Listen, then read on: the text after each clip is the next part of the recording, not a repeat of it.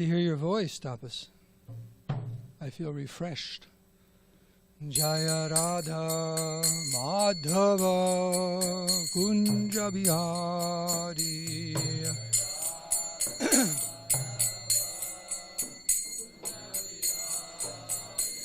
Jaya Radha Madhava Kunja Bihari.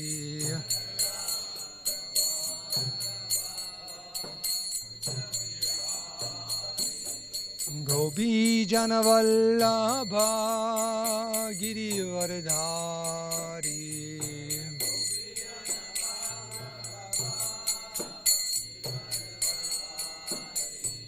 Gopi Janavallabha Girivardhari.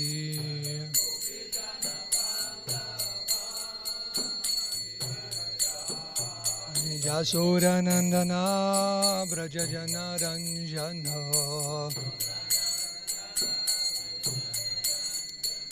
Jasodanandana Brajajana Ranjana. Jasodanandana Brajajana Ranjana.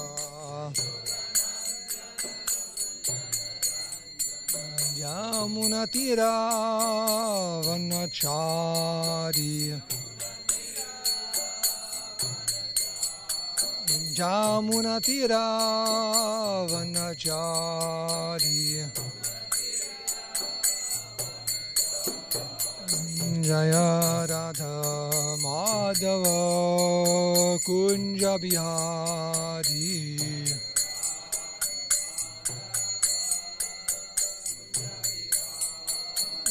Jaya Radha Madhava Kunja Bihari.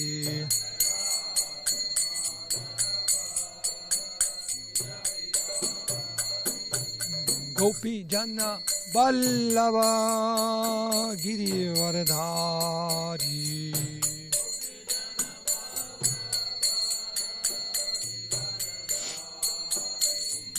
Gopi Jana Vallabha Girivardhari. Vallabha Girivardhari. Jasura Nandana Brajajana Ranjana. Jasura Nandana Brajajana Ranjana. Jamuna Tira Vanachari. Jamuna Tira Vanachari. Jaya Radha Madhava Kunja Bihari.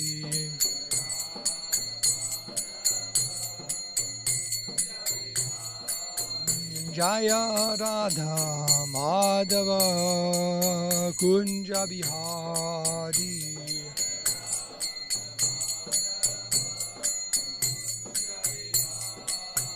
Jaya Radha Madhava Kunja Bihari. Madhava Kunja Bihari.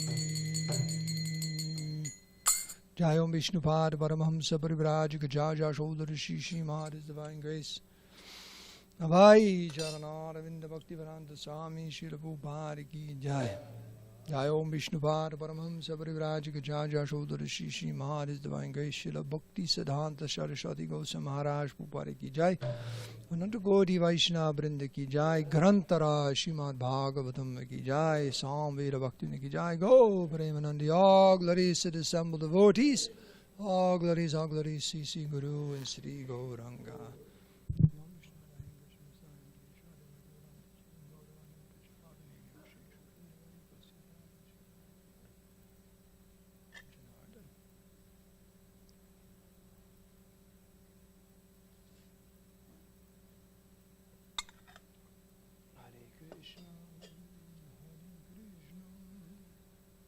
Did you give class yesterday?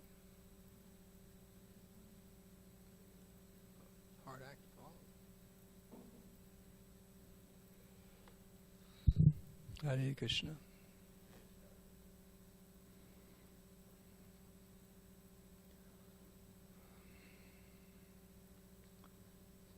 Okay, here we go. One moment, please.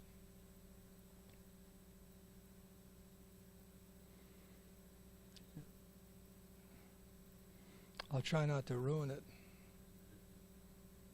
murder it, massacre it. Here we go. Very nice. This is Lord Shiva, right? Speaking to the Prachetas. Vaishnavanam yata sambhu.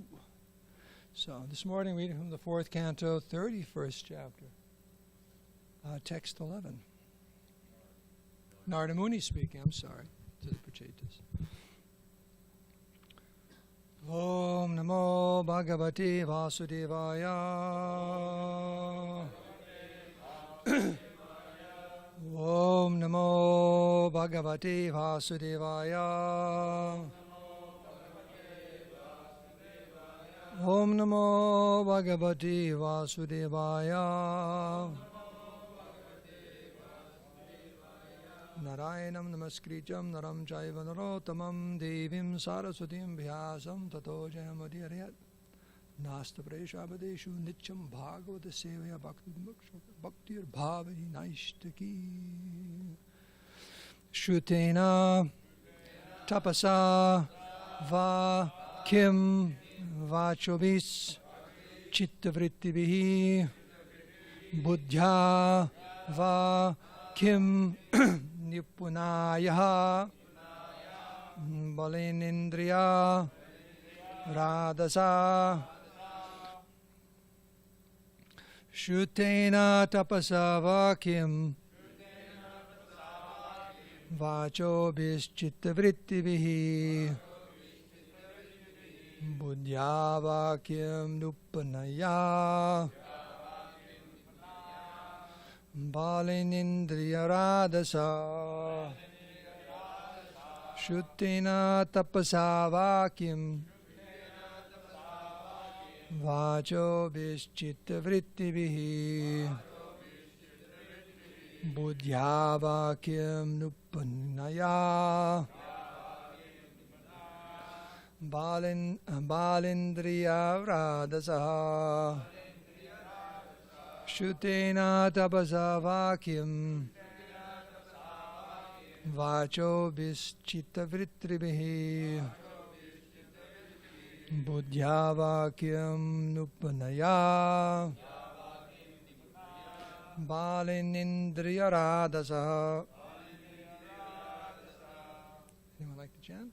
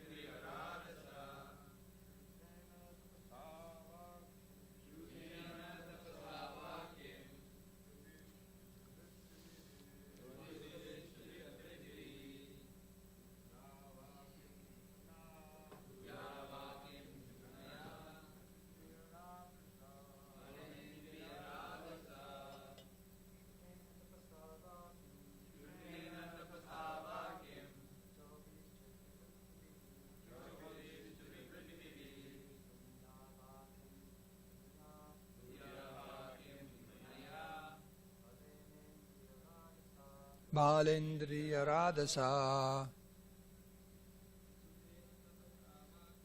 Shrutena tapasa vakyam vacho bischittavrittivihi buddhya vakyam nupanaya balindriya radasa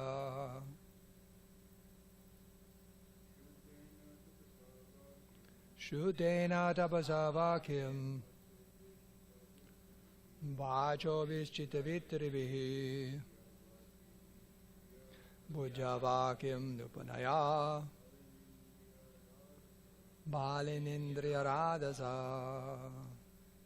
Dr. Mike, you like chanting? You a chanter? Shutena tapasavakim Vacho vischita vitrivihi Bhujavakim nupanaya Balindriya radasa. Anyone else? I want to chant the verse. Okay. Go for it, Prabhu. Thank you. Shrutena tapasavakim Shutena tapasavakim Vacho bishchita vritibihi Vacho vischita vitrivihi Buddhyavakim nipunaya Bhujavakim nipunaya Balinendriya radasa. Balindriyana radasa.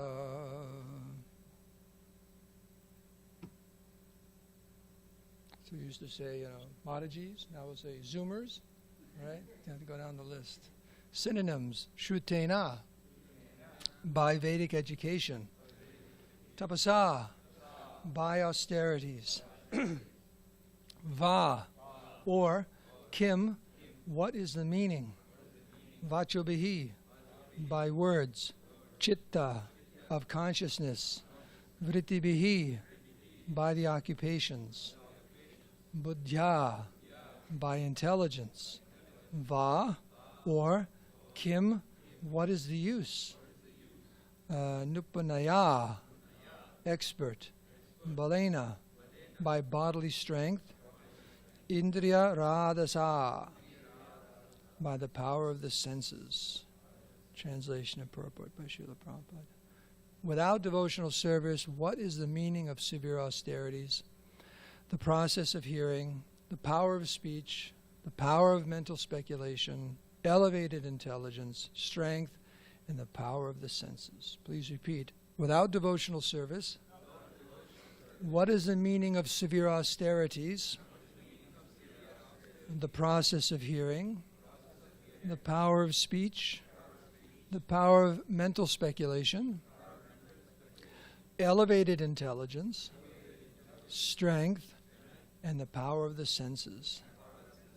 Purport. From the Upanishads, Mundaka Upanishads 3.2.3, we learned, Nayamatma pravachanena labdho na medayana bahuna shutena yam evaisha vinuttutena labhyas tasyaisha atma vivrinute tanum swam. Our relationship with the Supreme Lord is never advanced by simple study of the Vedas. There are many Mayavadi sannyasis fully engaged in studying the Vedas, Vedanta Sutra, and Upanishads, but unfortunately, they cannot grasp the real essence of knowledge. In other words, they do not know the Supreme Personality of Godhead. What then is the use in studying all the Vedas if one cannot grasp the essence of the Vedas, Krishna? The Lord confirms in Bhagavad Gita 15:15, Vedaischa saver aham eva vedya. By all the Vedas, I am to be known. There are many religious systems wherein penances and austerities are greatly stressed, but at the end no one understands Krishna, the Supreme Personality of Godhead. There is therefore no point in such penance, tapasya. If one has actually approached the Supreme Personality of Godhead, he does not need to undergo severe austerities. The Supreme Personality of Godhead is understood through the process of devotional service. In the 9th chapter of the Bhagavad Gita, devotional service is explained as Rajaguyam, the king of all confidential knowledge. There are many good reciters of Vedic literatures, and they recite works such as the Ramayana, Srimad Bhagavatam, and Bhagavad Gita. Sometimes these professional readers manifest very good scholarship and exhibit word jugglery. Unfortunately, they are never devotees of the Supreme Lord. Consequently, they cannot impress upon the audience the real essence of knowledge, Krishna. There are also many thoughtful writers and creative philosophers, but despite all their learning, if they cannot approach the Supreme Personality of Godhead, they are simply useless mental speculators. There are many sharply intelligent people in this material world, and they discover so many things for sense gratification. They also analytically study all the material elements, but despite their expert knowledge and expert scientific analysis of the whole cosmic manifestation, their endeavors are useless because they can't understand the Supreme Personality of Godhead. As far as our senses are concerned, there are many animals, both beasts and birds, who are very expert in exercising their senses more keenly than human beings. For example, vultures or hawks can go very high in the sky, but can see a small body on the ground very clearly. This means that their eyesight is so keen that they can find an eatable corpse from a great distance. Certainly their eyesight is much keener than human beings, but this does not mean that their existence is more important than that of a human being. Similarly, dogs can smell many things from a far distance. Many fish can understand by the power of sound that an enemy is coming.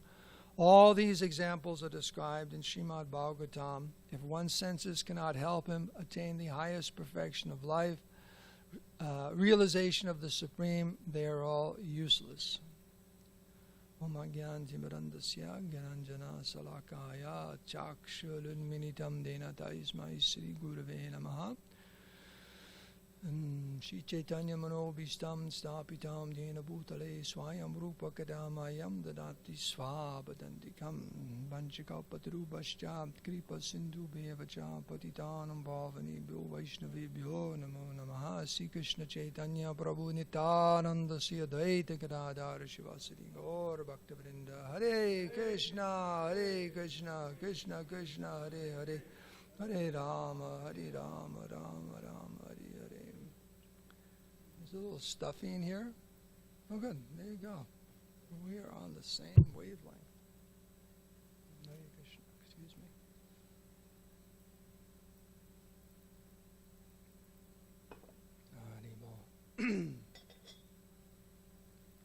So by your good wishes, blessings, I'll try to say a few things that are helpful. Without devotional service, what is the meaning of severe austerities, the process of hearing, the power of speech, the power of mental speculation, elevated intelligence, strength, and the power of the senses? As in the first canto of the Bhagavatam, Shrama Heiva Kevalam.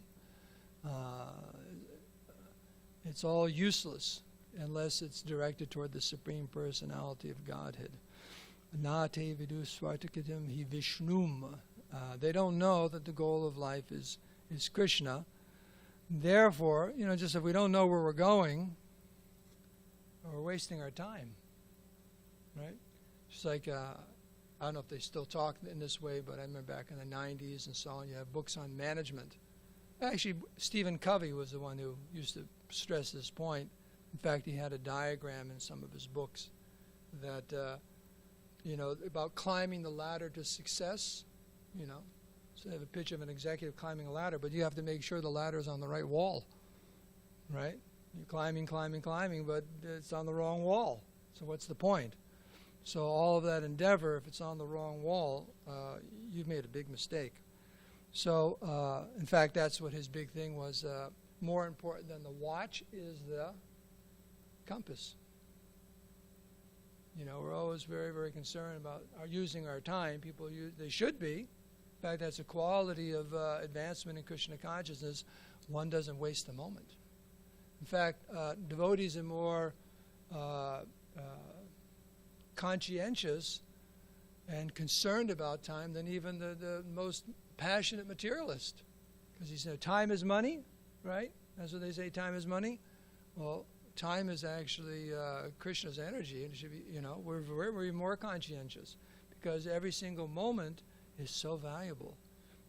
You can get something much more valuable with your time than money, right? You can't hold on to money. You know why? Money's got a name. It's called chanchala. You know what chanchala means? What does chanchala mean? O is flickering, O is moving. So it doesn't matter who you are, you can never really, because that's Lakshmi. That's one of her names in this material world, chanchala. She's always moving. You really can't hold on to her very long. You can't do it. So you work very hard. You trade in your time for making money, but she keeps moving. So it's just an illusion. It's an illusion. Money comes, money goes, like that. Ask Dayanidhi. Ask their temple treasurer. It's like money comes, money goes. Seems to go a lot faster than it comes, right? That's chanchala. So time is money, time is money. But actually for devotees, it's much more valuable because with our time, we can engage in devotional service and get Krishna, serve Krishna. That's much more valuable than money. You know, if the goal of life is to be happy, right? You ask anyone, what's the goal of life? They'll say, be happy. Will you be a lot happier by being Krishna conscious than you will by having a lot of things in your wallet? You will be. There's no guarantee that having money will make you happy. There's no guarantee. In fact, money just makes you more of who you are. Did you know that? You know that? Money just makes you more of who you are. So if we gave Mukunda $10 million tomorrow, the world would be a better place because Mukunda is such a nice devotee, right? When you see someone who gets a lot of money, they just become more of who they are. Just like Hiranyakashipu. He wasn't a nice person to start with, and then he took over the whole universe, and he went nuts. He went crazy, right? Because he wasn't a nice person. So you see, people win the lottery or get a lot of money, they're low-class people, they just become more and more degraded. And someone who's a nice person, they get money. Sometimes you read about people who win the lottery and they give it all away. They just give it all away to charity and so on. They just go on with their life. It's rare that someone will do that, but they do that. It just makes you more of who you are. So devotional service, we're talking about the compass. So we have to make sure we're going in the right direction. So what's described here is because these persons described don't know the goal of life, na tevedu swarta gatim hi Vishnu. Gati means, gata gatim means goal. What's the goal? What is the real goal of life? If you don't know it's Krishna, then all these different activities, severe austerities, hearing, speech, mental speculation, our intelligence, our strength, power of the senses, what's the use? We're going in the wrong direction. Like that. Going in the wrong direction. I remember traveling Sankirtan, we did that once. I was traveling out of Boston with Prithu Shrava and a few other devotees, and we were driving along. I think it was Sada Shiva was his name. Nice devotee. And he was driving, you know, and then Prithu Shrava woke up, you know, sitting in the passenger, woke up and said, where are we? And he said, we're just kind of, he said, Prabhu, you took the wrong turn. We've been going for an hour, like into upper state New York, and we're supposed to be going, you know, towards Boston, something like that. He said, where are you going? For a whole hour, you know, just like driving along, we're just going to nice, no traffic, great. But we're going in the wrong direction. So if we're going in the wrong direction, what's the use? We're not going to attain the goal of life. So, you know, and sometimes the criticism is there. In fact, you know, Prabhupada once, the devotees were saying that the scholars would complain that in the Bhaktivedanta purports, it's all about Krishna, Krishna, Krishna, Krishna, Krishna, Krishna. And Prabhupada, yes, he said, I wrote these books in such a way where they can't screw out any other meaning. So devotional service to Krishna is stressed over and over and over again. And sometimes you meet people, they say, no, it's not all about bhakti. Bhagavad Gita, it's about different things. Bhakti is just one of the things described in Bhagavad Gita. You know, it's just one of the things. It's like we had a nice bhakti here. He's still devotees in Atlanta. This was many years ago. And his family came, a bunch of family members came, Indian boy, and he was going to UCSD. So they were very concerned that he gave up his education at UCSD to move into the temple. And Nileshwar is his name, Nileshwar. I think that was the one. But I remember walking out there. There was a Bhakti director, Maharaj was, and the gentleman, you know, uncle was saying to me, he says, you know, Bhagavad Gita is very nice. He says, but you have to understand the first message of Bhagavad Gita is you have to take care of your family. So then outside of that is the community. Then outside of that, you know, less important is the world. And then finally it's Krishna. That was his interpretation of Bhagavad Gita. But first, Krishna's first instruction is you have to take care of your family, then your community, and then the world, and then Krishna. Yeah, I was asking what verse. I said, I never seen that verse. Could you show me? And they just kind of like waffle on that one. But I was asking, people say about Bhagavad Gita, so can you show? I just haven't seen that verse yet. I don't know what edition you got. The 19th chapter, whatever. So, and I mean, no, but you should be respectful, very respectful, because they hear it. That's the thing. Neo-Hindus, whatever.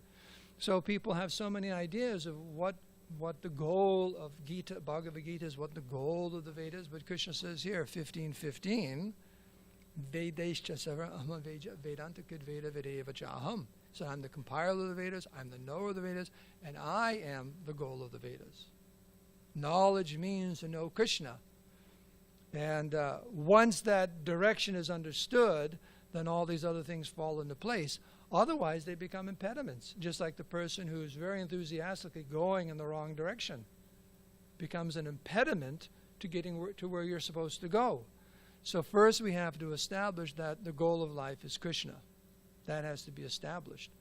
And that is established if you read Bhagavad Gita as it is, if you read the Bhagavatam as it is, if you read all the Vedic literatures properly, you understand that is the goal of life. Unfortunately, those who aren't interested, they give a different interpretation, just like this gentleman was saying. As far as he was concerned, Bhagavad Gita means to take care of your family first, to do your karma, to do your duty to family. That was his understanding of Bhagavad Gita. That's what I was raised. But that's not what Krishna says. So don't quote Bhagavad Gita if you got a different idea. That's what Prabhupada would say many times about politicians and so on. Come up with your own book, right? Don't say Bhagavad Gita says this, it says that. It doesn't. Krishna's not saying that. That's called misrepresentation, right? It's misrepresentation. I never said that. Like Prabhupada said, I never said, what's this Prabhupada said? Prabhupada said, I never said that. So, sometimes you get misquoted, misrepresented, and it's extremely important because the odds are very high. You know what they say, the odds are very high. If we get it wrong, if we get the Bhagavad Gita wrong, the odds are, the loss, the gain, this is something you got to get right. So, our eternal liberation and our eternal life is based upon getting it right. Those are the stakes. That's the word I was thinking about, the stakes, not the odds. The stakes are very high in getting it right. But most people aren't concerned. They're not concerned. So they're talking about austerities and what's the use? This Kim. What's the use? What's the use? What's the use? If these things aren't, if you're not using these things to become Krishna conscious, what's the use? Like that. It's interesting. I was reading an article devotee wrote, and he was talking about austerities and so on. But he began the article by talking about in the Middle Ages and in Europe, the different Christian sects and so on. Their idea was that austerities are extremely important, and this body and anything connected with the body, anything nice, was like of the devil. It was to be shunned. And the dirtier you were, the longer your hair, and even the more lice you had, they actually called it pearls of God. The more lice you had, these different ascetics, Christian ascetics, they look like worse than these guys downtown. It's just like completely just rags. The dirtier you were, the more spiritually advanced you were, and the more lice you had, and things like that. Now, is that our philosophy? What is the use? Like that, what's the use? So, because as Rupa Goswami points out, that what's that? Pranpachikata Buddhya. There's two verses there. He's pointing out that to reject something which can be used in Krishna consciousness, that's Maya. Everything should be used in the service of the Lord. Everything should be in Krishna's service, and to reject it, that's Maya. That's Maya. So all of these things should be used in the devotional service of the Lord. Our austerities, our process of hearing and speech, because these are all actually Krishna's energies. There's the verse, Hrishikena Sevanam. Narada Muni says that. This, how does that begin? Sarva upadi vinir muktam tat putena nirlamalam. He says, the transcendental level means when you can retrieve all from sarva upadi, all material designations, and you engage all your senses in the service of Hrishikesh, the master of the senses. That's bhakti. That's devotional service. So to use all these things in Krishna service, that's the proper utilization of these things.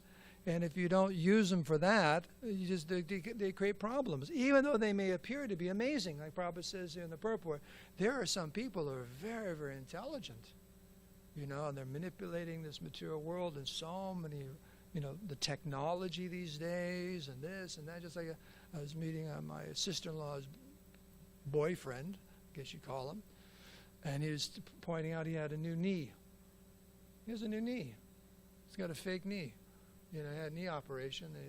They got a new knee, brand new knee. I mean, it's like Mr. Potato Man. He's got a brand new knee. He says, I didn't show it to him or anything like that, but he's talking about the technology of medicine and this and that, and so many.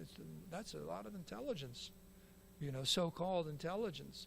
And there are very, very so-called wise people, philosophers, and they can speak in this way and speak in that way.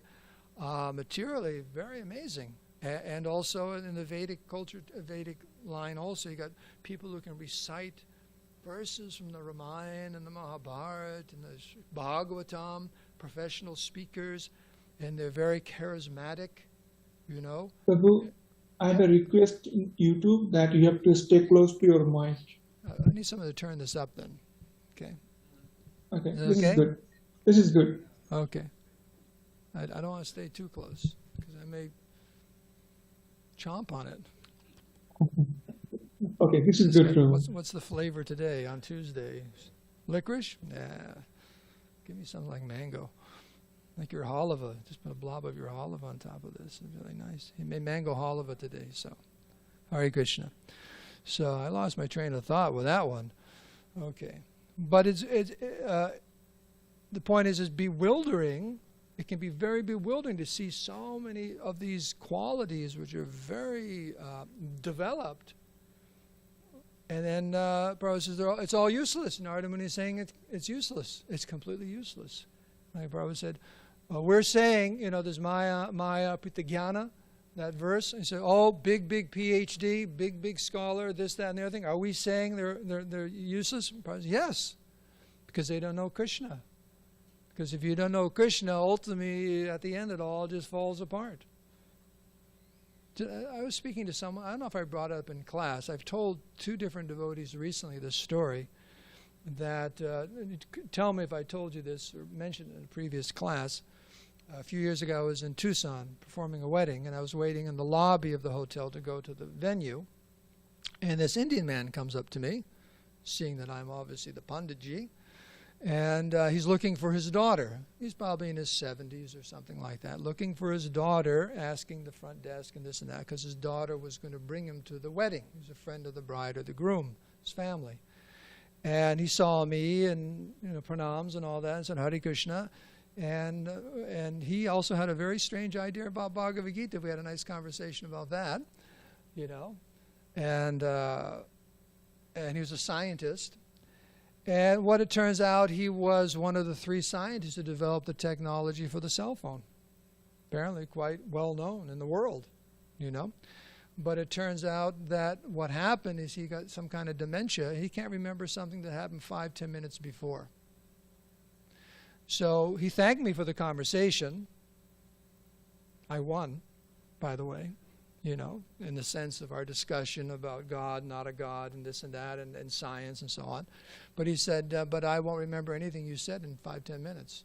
He said, I can't even figure out how to get to the venue.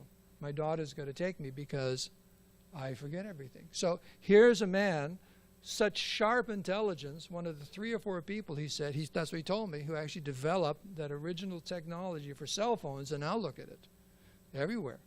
So probably made a lot of money off of that patent and whatever companies he worked for. But now he's reduced to the point that, and who knows where he is now, but to the point where he can't remember something, a name, anything, 5 or 10 minutes previous to now.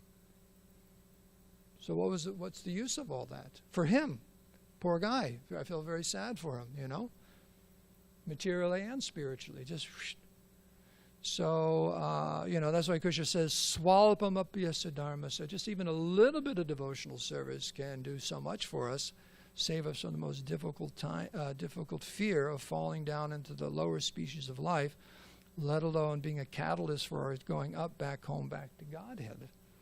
So, you know, there's many examples here, but we have to become convinced that Krishna is the goal. That's the direction. Our compass should be set on Krishna.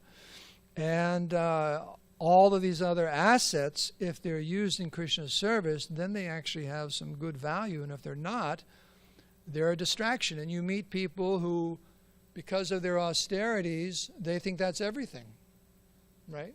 You meet people, and some people perform austerities. It's also the downside is your heart becomes very hard. So many austerities and all that, your heart becomes very, very hard. You know, someone is very, very well spoken, like that. Good mental speculator. There's a lot of those. Actually, there's not so many good ones. There's a lot of mental speculators, but not good, you know. Very good intelligence, bodily strength, power of the senses. All these things can be, actually the more developed they are, they become actually bigger impediments to Krishna consciousness if they're not using Krishna service, right? Think of all of these. Someone's very, very intelligent, but they don't have the humility of surrendering to Krishna. That intelligence becomes a barrier like that. And so all these different things are there. So it's already 8:30. We can open up for some more discussion or questions if you like. Because now that I mentioned Mukunda's mango halava, I don't want to keep people late for breakfast. Any comments or looking for a microphone? I have a question. Yes, Prabhu. There you are. Look at you over here. He's coming on the speaker there, but he's over here. May I? Please. Yes, Dharmasetu Prabhu, please accept my humble obeisances. All glories to Srila Prabhupada. Please accept Thank mine. you for your... Srila Prabhupada. Srila Prabhupada Ki Jai. Thank you very much. Prabhu, thank you for your, if I may say so, spectacular class. No, you can't say that. No, okay.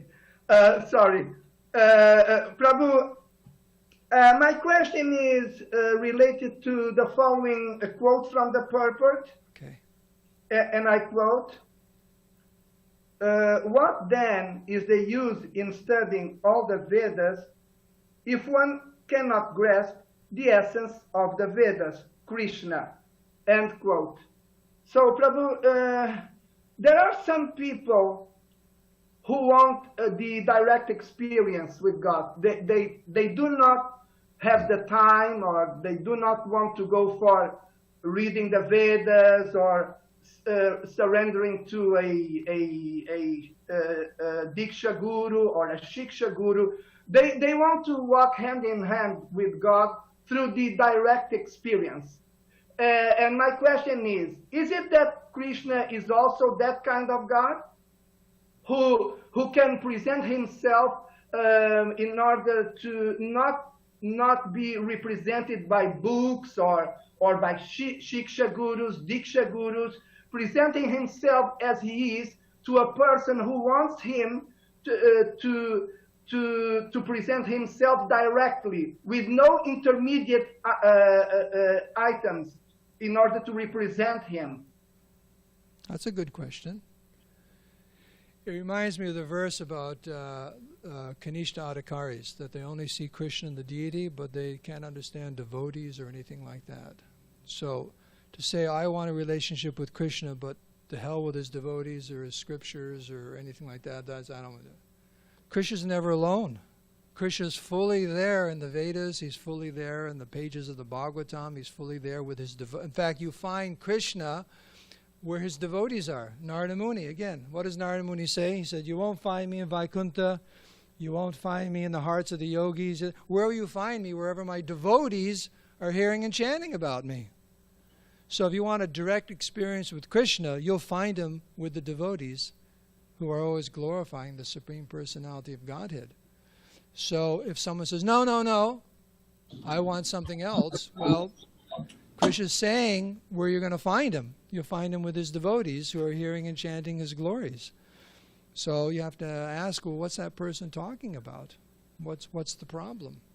And also, when one becomes self-realized, of course, one is always with Krishna, but there's never a time where one discards the Bhagavatam, or one discards Chaitanya Charitamrita, or discards the Vaishnavas, because you've replaced with a personal relationship with God.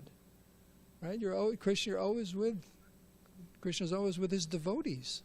Like that. That's the process. So, comment? Dharma, can you hear me? Hare It's Krishna. Haribol. Hare Krishna. Can you hear me? Yeah. You were heard. Okay, I didn't know you didn't mention my name. Hare Krishna. That description that Vijay Krishna Prabhu just gave is the very definition of sahajiya. There you go, sahajiya. Easy. I mean, too easy. I don't want to go through all this stuff, with guru and this and that. Just give me direct. Exactly. Prakrita sahajiya. I was just going to say that there should also be a level of purification and realization before you can have it's that not cheap. direct That's experience. exactly what Prabhu was saying. Sahajiya means no, I don't want to get purified, I don't want to have any realization. That's sahajiya, just take it very cheaply. And where are you going to walk with Krishna hand in hand anyways? You walk with Krishna, he's walking with his devotees. There he is, coming back from Vrindavan in the evening with Balaram and all the boys, cowherd boys. Krishna's always walking hand in hand with Krishna, something all alone. So, yes. I was impressed upon something, because this is a question here, but when we look at the Sanskrit, I rarely see exclamation marks or question marks, if ever. So I referred to the Bhagavatam that was in the hallway there, and it shows this ends in a question mark. So Right, the translation, yeah. this is Narada talking with someone, asking what looks like almost a rhetorical question, because us devotees know that everything he lists after devotional service is inferior to Right. devotional service. But yet I looked at the text before and the text after, and they're not questions. He's giving instructions, and he's asking this, quote, rhetorical question. And for those of you who aren't sure, rhetorical questions answer themselves. They're questions that are basically statements. So I'm wondering, I mean, that's so technical, like, why is he framing this as a question when he's giving so many good instructions, and now he's saying, what's the use of? So, is there use for these other things he's mentioning? Is that why he's asking it as a question? Or is he showing devotional service is so supreme to all these, he can do it through a rhetorical question? He's definitely doing that, but why Narada Muni is speaking the way he's speaking, you're going to have to ask him when you meet him. Okay? I'm not going to try to figure out why Narada Muni is speaking the way he's speaking, but he's speaking perfectly. But I guess it begs the question, is there use for any of those other mental speculation, good speech, or whatnot? Everything is utilized in Krishna's service. That's the point. Okay. Everything can be used in Krishna's service. In fact, that's what devotees do. That's the difference between the devotee and the non-devotee. All those things are there. The devotee uses everything in Krishna's service, which is the perfection of everything. And the non-devotee uses everything for themselves. There's the line. That's the line. And therefore he's saying, what's the point? Because all these other things, if you use them outside of devotional service, where will it get you? When the day's over, where are you going to be? Just like that gentleman, that scientist I told you about. Very, very sad. When the day's over, all that big intelligence, he could have used that intelligence for understanding Krishna, analyzing, the nartas in his heart, all kinds of things, and who knows how Krishna conscious he could have been. But he used it for something completely disconnected, So it's very sad. It's very, very sad. So in a sense, he's saying use all your good qualities in devotional service, otherwise what's the use of them? Right. Okay. Because if you do that, it'll lead you back home, back to Godhead.